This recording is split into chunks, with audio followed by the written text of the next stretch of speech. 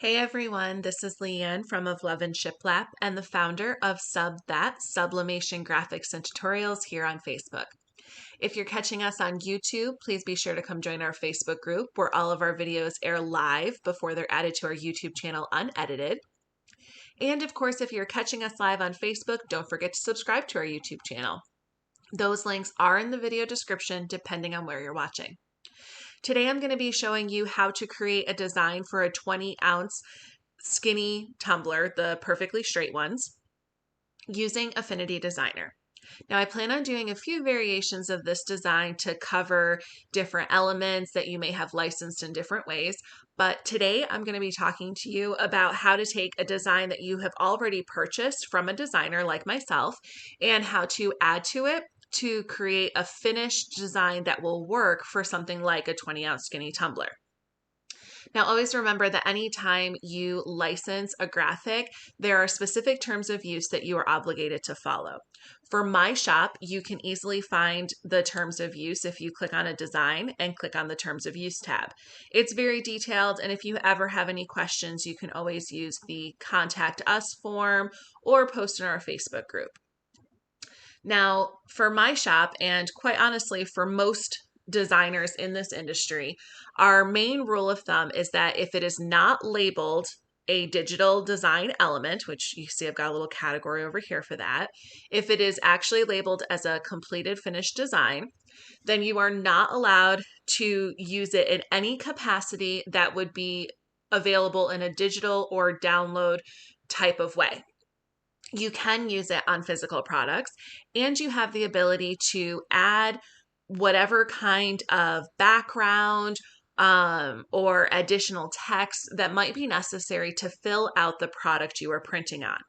Now, a skinny tumbler is the perfect example of a product that you may do that for.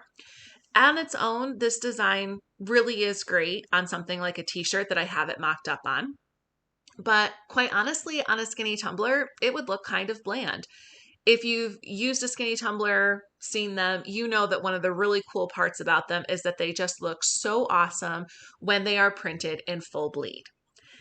If you have not tried one out yet, don't worry. We're going to be doing a tutorial on that later this week. I tried them during Christmas and I am totally hooked, and I promise you they are really addicting to make. But before I can do that tutorial, we absolutely need a design. So that's what we're focusing on today. I'm going to be using this new difference maker design that just got listed in my shop. There is a version that's solid color in multiple colors: blue, yellow, red, green, and black, I believe. And then of course we have this multicolor design. You can find this under our Black History Month selection. Underneath the holidays and seasonal, there's a section for Black History Month. And this design is composed of the Black Lives Matter fist, and it has names that I added in of a long list of people who have made a difference in our country, who are African American. And the message is difference maker, what's your history? This is my Black History Month design this year. I really am happy with how this came out. So I'm excited to see what kind of projects you guys print with it as well. So you can purchase that on my website, www.ofloveandshiplap.us. As I mentioned, we're going to be working in Affinity Designer. Now, Affinity Designer is the #1 program that we teach in our group for a very long list of reasons, but I'll summarize them really quick.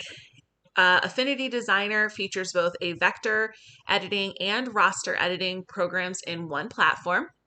We're going to be using both of those platforms today for our design.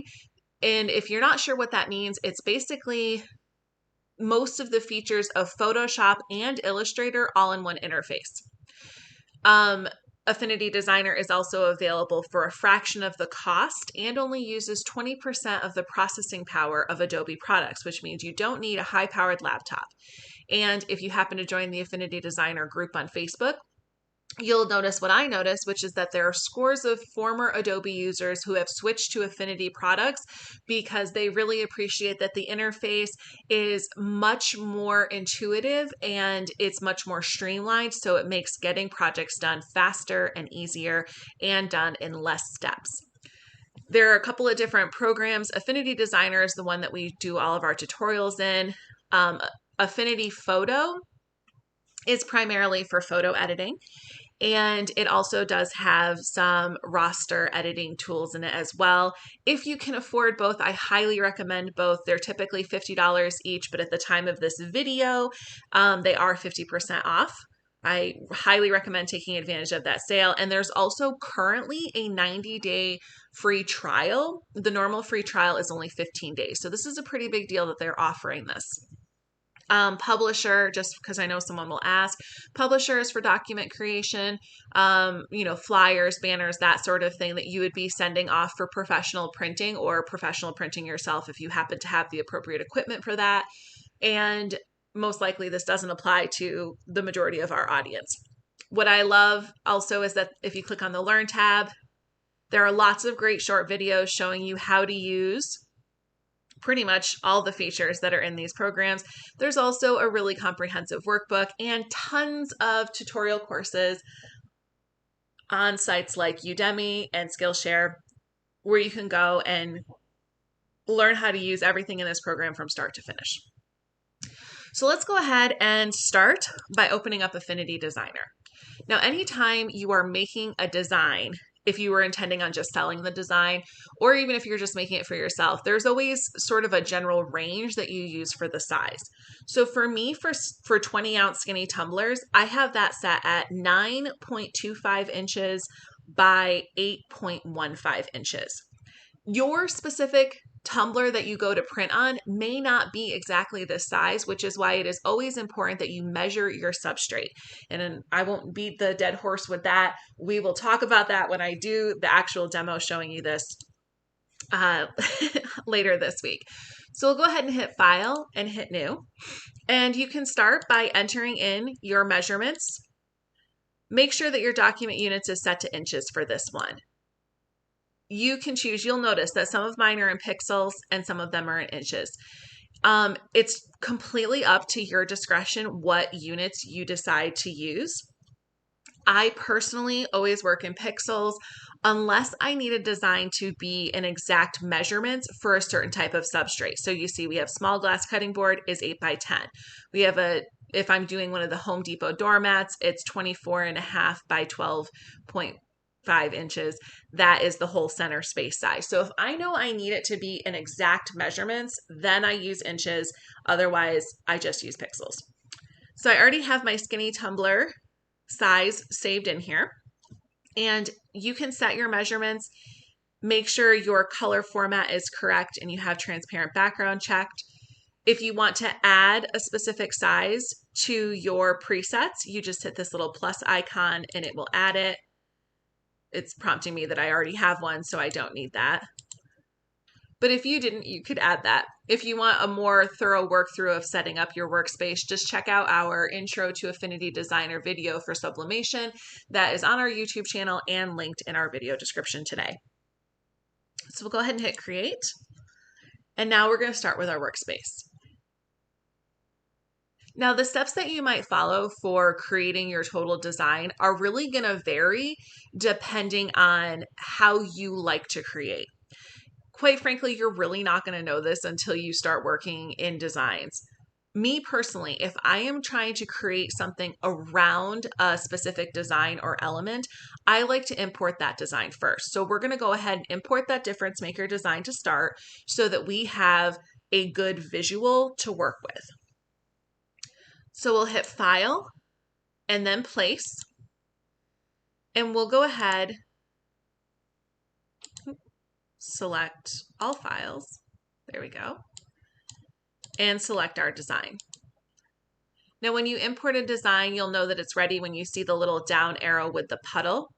You always want to click and drag, because if you just click once, it's going to import it at the maximum size. And then you'll have to deal with resizing it, which can sometimes be a real pain. I'm not really sure what size I'm going to want this on my tumbler just yet. It'll kind of come as we work on the design, but I do know that I want to have it centered. So you see that I've got that green and red line, and it shows that it's centered on our workspace. If you don't see those grid lines, you simply need to check on your snapping tool in the top. Now I always have this on, and it comes in very handy to allow you to quickly center things. As we're working on the background, I don't want my difference maker design to get shifted all around. So I'm going to go over here to my layers panel and I'm going to click that lock icon to lock my layer. Your layers panel might be somewhere down here. You can click and drag and move any of these settings boxes anywhere you want to work out your workspace. I personally really like having my layers, effects, and assets panel right here in the right sidebar. Some people put them over in the left. Mainly I like this because it makes it easy for me to see all of my layers without having to worry about scrolling through a smaller space like over here. Now I have a loose idea of what I'm going for with this overall design, but I'm not 100% certain just yet. So the first thing I do know that I want to do is I want to create sort of a look that looks like it's ripped paper, where the design will show through 2 layers of ripped paper. If you happen to see the gamer design that I released at Christmas time, I did the same effect there. So making that effect is really easy. It involves a specific stroke brush, which is called Rip It Up. It's linked in the video description for you. It came from Creative Market, which I do find some really good items on there in terms of brushes that I can use for Affinity Designer. So I'm going to go and click on my rectangle tool to start, and I'm just going to click and drag and make a rectangle. Doesn't really matter the size of it because we're going to be manipulating it in just a second. I know that I want it to be black, so I'm going to click on my color tab. I'm going to click on the fill circle, and I'm going to fill that with black. For the stroke, I think I'm going to go with red, but we'll see how I feel once I get it done. Now, currently you can't see a stroke on here because if we click on our stroke panel, we see that there's not really a stroke unless we move our slider. For this, because I want to use that tore it up or rip it up brushes, I'm going to click on the brush icon, and this will activate one of these brushes that I can use. These are all called vector brushes because we are in the vector persona, also known as the designer persona. The one with the little squares is called the pixel persona, which would be our roster editing platform. So these brushes work like a stroke line. So you see when I click on it, if I zoom in so you guys can see this a little bit better, you see that we've got, it's a little red, but it's designed to look like ripped paper. And there's different ones, you know, as long as we click on it and then change them, we can kind of change them around, see which one we like more than others. And we can increase our stroke by clicking on that stroke panel again. So it kind of gives you more of a look. I'm looking for a little bit more consistent. So let's try this torn edge 1. And yeah, we'll just kind of increase our stroke like that a little bit. Now you'll notice that with this particular brush, you just get whatever color you selected is just going to be like a faded color because it's supposed to be ripped paper. So we may not keep the red, but for right now, we're going to work with that. Now I want this to look like it's ripped in this direction diagonally. So I'm just going to go ahead and turn this diagonal, kind of get it set up there in the corner. And then I'm going to resize my rectangle based on how much space I want to fill.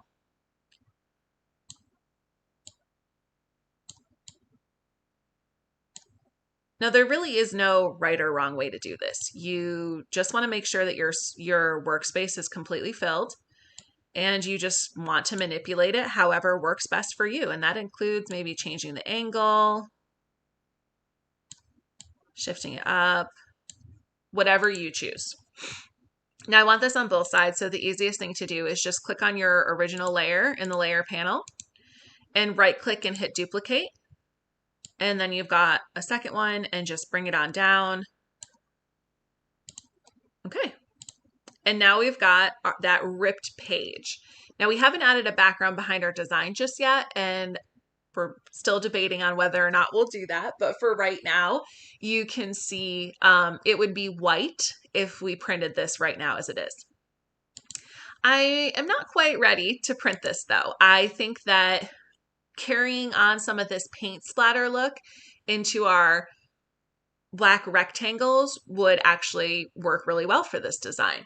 So to do that, we're going to click on our pixel persona, and we're going to start by selecting to add a pixel layer. You'll see it's this little checkerboard icon at the bottom.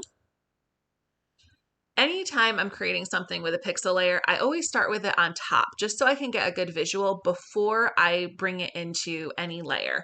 To me, this works best. This may not work best for you, but this is definitely what I choose to do. I'm going to be using my paintbrush tool, so I'll go ahead and select that over in my sidebar. And you can see I've already got a paint splatter there, but I don't know that I really want the drippy ones. I'm going to just go ahead and click on my brushes panel. And now I have a different set of brushes than I had in my designer persona, because in the designer persona, we only can see vector brushes, and in the pixel persona, we can only see the raster brushes. So different brushes that work in different ways in your design program. Let's see. I'm looking for something that is paint sprays and splatters. So that's our drippy sprays one.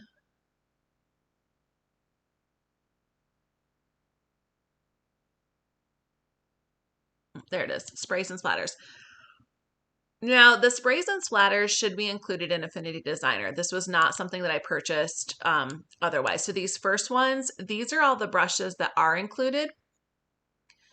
And then all of these other ones are ones that I have purchased from various websites. I do purchase a lot from the Affinity Designer website when they have sales. And then other than that, I typically find brushes at Creative Market. Sorry, creativemarket.com is where I do find a lot. And that is linked in the video description as well to bring you right to the section where Affinity Designer brushes are. So we'll click on the sprays and splatters and we'll kind of see what we got going on here.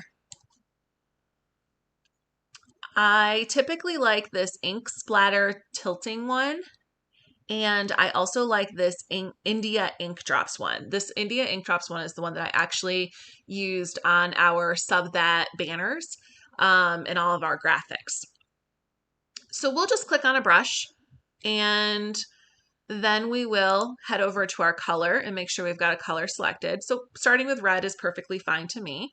If you don't have a color and you want to make sure it's matching, just zoom in here for a second, you would take your dropper and then go and select that color and then choose it that way. Now, I'm not sure, this looks like it's a little bit smaller than I want, but we'll kind of click and drag to see where we're at. Yeah, so this is a little smaller than I was hoping for. So I'm just gonna hit that little garbage can icon, hit that new pixel layer again. I'm gonna increase my width over here to, let's do about 700. Click back on the brush. There we go. So you can kind of see when you hover over how big it is. Now you have the option to just click and drag like this and let it spray however it sprays. Or I really prefer to kind of splatter it around how I want.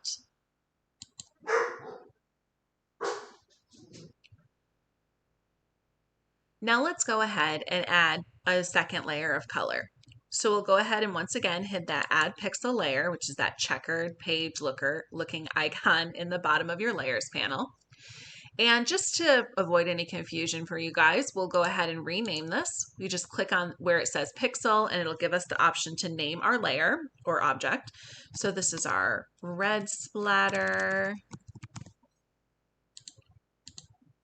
And then this one's, we're going to make this green. So green splatter.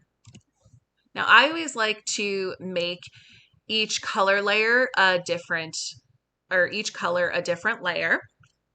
You can also choose to make each stroke a different layer, and that gives you a little bit more flexibility if you want to rotate these or something like that. I'm going to take that eyedropper again, click and drag it, and bring it over into our design to pull some of the green so that my background here is going to match. And then we'll head over to our brushes and we'll choose another one. Well, I'm going to actually stick with the India ink drops because I do want to make some more of those in the green as well before we add anything behind it. So I'll go ahead and increase that width again. And then you can see this one's actually a little bigger than my red was. We're just going to kind of toss it around our design however it fits us. Okay. And then let's go ahead and add the yellow. So we'll once again hit that new layer. We'll make this yellow splatter. We will click and drag our dropper over into the yellow to pull that color. And I'll lower the brush size a little bit because our red ones were medium size. Our green ones are super large. So we'll make our yellow ones maybe a little smaller.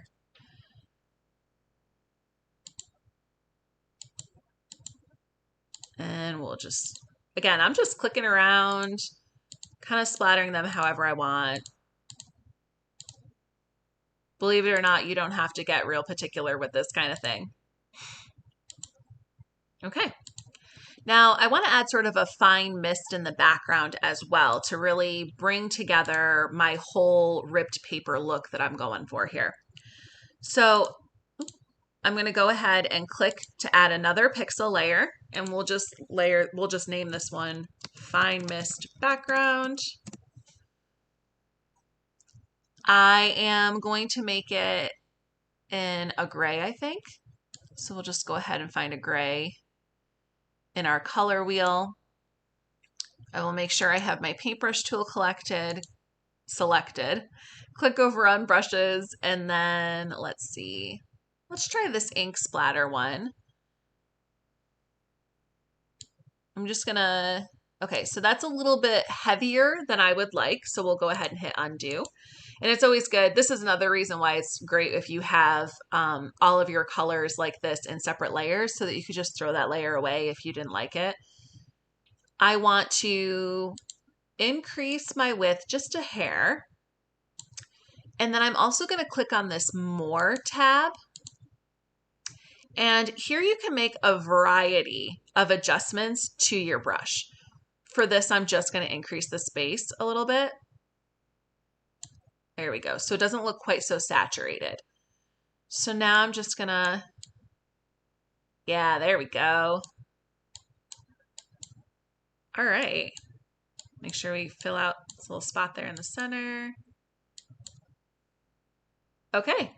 So I'm definitely loving how this looks. I want that fine mist background to be below my other layers though. So I'm just going to click and drag it in the layers panel all the way down below it. Now I'm just going to duplicate all these layers for our other parts. So let's go ahead and click back over to our designer persona. And the first thing that we want to do is duplicate all of these. So we will select all of them and we will right click and duplicate. And you can go ahead and right click and group as well so that they all stay together to make it easy for you. I'm just going to move that group to the top so there's no confusion. So now this other set of them, we will also right click and group. And the first thing that we want to do is move this over to our bottom corner so it can fill down there. And since we did this, we really only focused, you can see this is our whole layer, but we only focused on making it that triangle. So we'll go ahead and use our rotate tool here at the top to rotate it so it will line up. And I want this inside of our ripped paper background. So to do that, we're going to make sure we have this rectangle selected so we can also rename our little rectangle. So this is lower corner and this one is upper corner. And if you're ever not sure, you just zoom out select and look at what is selected in blue on your screen. So same with you can see in our layers panel, this group is turned. So that lets us know it is the one that's in the lower corner. And also when we've selected it in our layers panel, we can see the blue outline. Anytime it feels like something isn't where it belongs on your canvas, it's always a good idea to do this, to click on it in your layers panel and see what is lit up. This will help you easily identify if you're trying to nest something and it's not coming together. This will make it easy for you for sure. Now I want this to be inside of our layer that we created, the lower corner layer. So what we're going to do is we're going to click on that group and click on the group. Sorry, it keeps trying to change the name. Click on the group and then drag it into the name, not into the icon. See, if you watch the screen, watch our workspace, I mean, if you hover over the icon, you don't see the fill. It's because it puts it behind it. It moves it down in the layers panel. If you put it to the side, you'll notice that it becomes a clipping feature where your black rectangle has clipped into the pattern that you've made with your pixel layer. And then if you drag it underneath the actual name where it says lower corner of our rectangle layer, you notice that if you look at the layers panel now, there is 3/4 of a rectangle showing. And then when we unclick, it nests it in there. So this is a clipping feature. It is a very fast and easy to use clipping feature in Affinity Designer. That's actually one of my favorite tools. Now we're going to go ahead and repeat the same thing with our top layer. We've got our top group of our splatters selected. And now we'll just click and drag that down again into the name, not underneath the icon, not next to the icon, underneath the name. And we have effectively clipped it into that layer as well. So if we were to go ahead and print this now, we would have, it would automatically show us a white background where our checker marked print is, because the checker mark just represents a transparent background in our design. I really want us to be able to see this ripped paper look that we've created along the edges. So for that, we're going to need to add some sort of a background color or texture or pattern. We'll start by clicking on the rectangle tool and just clicking and dragging it so it covers our whole space. Obviously, this covers our whole design, and that's a problem. This is easy to fix. You simply select it in your layers panel and drag it all the way down to the bottom of the list. So once again, the best way to understand how everything works on your screen is by recognizing where it falls in the layers panel. If it's at the bottom of the layers panel, it's at the bottom or background of your design. If it's at the top, it's at the top or foreground of your design. Now the white doesn't really work, but we'll click on our color, our fill circle, and we can kind of play around with some different colors. You'll notice that there is negative space in my design where the names and such are, if I zoom in a little bit. And that kind of creates a problem as you're picking some of these other colors. And you might find this in any type of design that you're using. Because of this reason, I think the solution here is going to be to add a gradient background or add a gradient fill to this rectangle so that we can highlight our ripped paper while still making sure this center part stays with a white background so that our names and the outlines are easily visible. So with our rectangle tool, I'll zoom out just a little bit.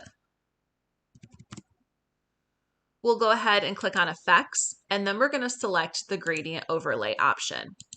When you check this box, it'll automatically apply a default gradient overlay. You can immediately see exactly what I was talking about, where now we can see the ripped paper a lot better. But this isn't really the look that I'm going for, at least not in its entirety. So to adjust our gradient, we can go ahead and click on the little gear icon. And now this is where we can make all kinds of changes. So we'll start by clicking on our colored box here where it says gradient. And this allows us to change colors and add different hues and colors that we would like. And in fact, where you see difference maker and the transition of the colors in the Black Lives Matter fist, all of this was done by adding different color points on my gradient slider here. I'm thinking that we want to have black at either end of our spectrum. So I'm going to click on that white circle on the end there, and I'm going to make that black as well. But now I'm going to add one in the middle. So all you have to do is just click on your line, and you'll get another dot. When you click on that dot, you are selecting it. You'll notice this one in the middle that I clicked on looks a little bigger than these ones on the side. That's how you know it's the one that you've selected. And then you click on your color, and you can change it to a different color. Blue, green, yellow, orange, red. I think that white will probably work best for this. Oops, I'm just trying to move this over here. Okay, so I've selected white for my middle color. Now you can use these sliders to adjust what your gradient looks like, how the fill is, how strong it is towards one color or the other. So you see as we adjusted that, it adjusted it over here along this edge. And we'll do the same thing on the other side.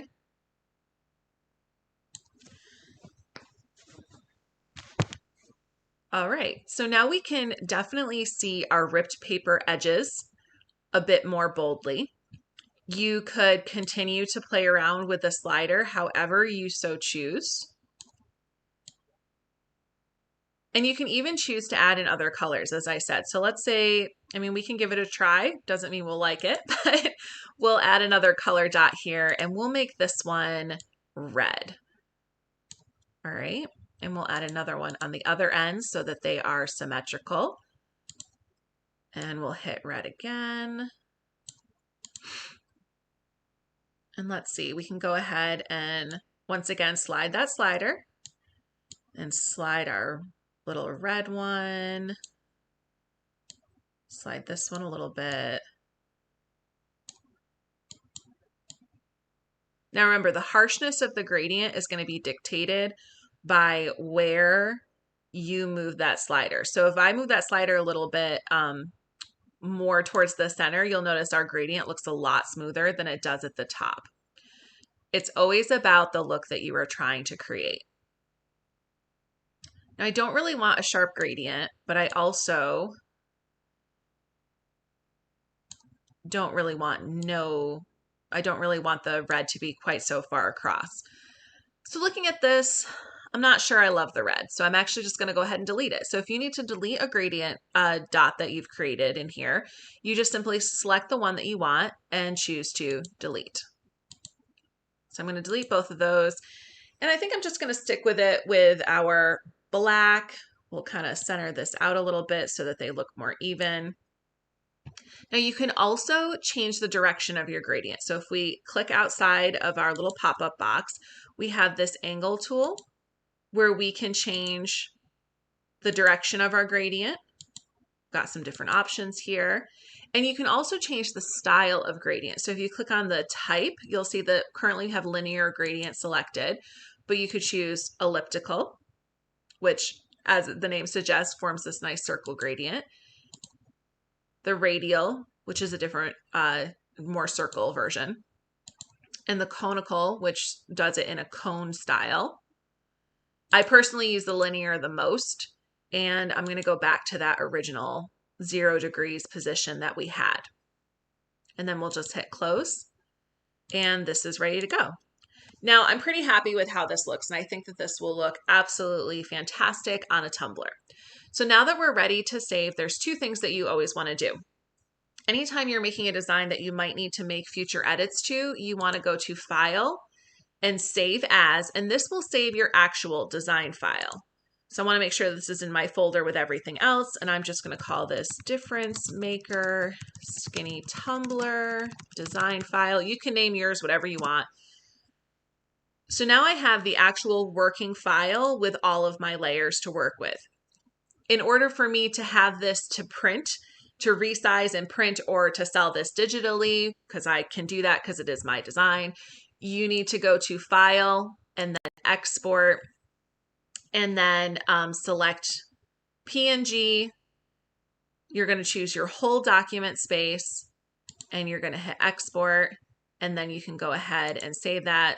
I will just save this as the design. I normally save mine with the abbreviation of love and shiplap at the end, if you haven't noticed. And there we have it. So now when we go to print this, for example, if we go to print, a skinny tumbler design generally fits on a letter size page. So I would just start a new document that's letter size, create. I would hit that place image tool. I would select that tumbler design that I made.